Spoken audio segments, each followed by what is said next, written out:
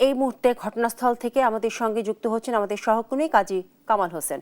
কামাল, লাইনচ্যুত ট্রেনের কয়টি বগি সরানো হয়েছে এখন পর্যন্ত?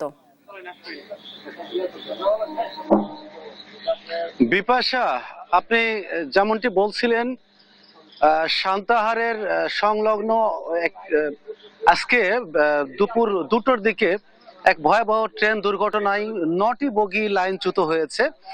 এখন উদ্ধার কাজ চলছে এবং এই উদ্ধার কাজে এখন পর্যন্ত 3টি বগি লাইনের পাশে রাখা হয়েছে এবং এই 3টি বগির জায়গায় রেল লাইন নির্মাণ কাজ চলছে এবং মোটামুটি 3টি বগি সরানোর পরে যে লাইন নির্মাণ কাজ, সেটি কাজ মোটামুটি দ্রুত গতিতে চলছে এবং প্রায় 3টি বগির সমতুল্য যে জায়গাগুলো সেটি ইতিমধ্যে নির্মাণ হয়েছে এবং বাদবাকি অবশিষ্ট যে সকল বগি আছে সে সকল বগিগুলো অপসারণের কাজ এখন শুরু হয়েছে।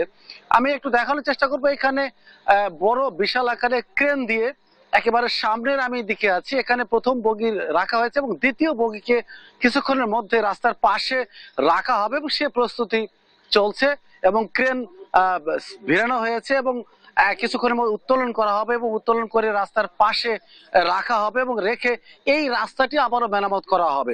একইভাবে এই রেল লাইনের একেবারে পিছন দিকে, অর্থাৎ ঢাকা থেকে আসা সান্তাহারের দিকে যে অংশটুকু আছে সেই অংশে আবারও ওইখানে 2টি বগিকে রাস্তার পাশে রাখা হয়েছে এবং সেই অংশে রাস্তার যে মেরামত কাজ, অর্থাৎ স্লিপার এবং রেল লাইন বসানোর যে কাজগুলো, সেই কাজ ওইখানে চলছে।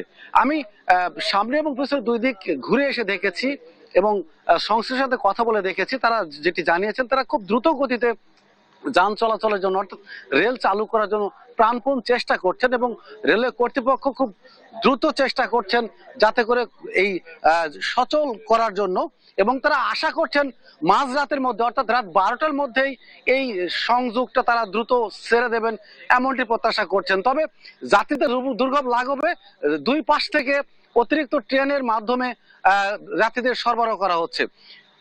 মোটামুটি নওগাঁর সংলগ্ন বগুড়ার সান্তাহার থেকে আমার কাছে এমনটি ছিল সর্বশেষ তথ্য। ফিরছি স্টুডিওতে, বিপাশা।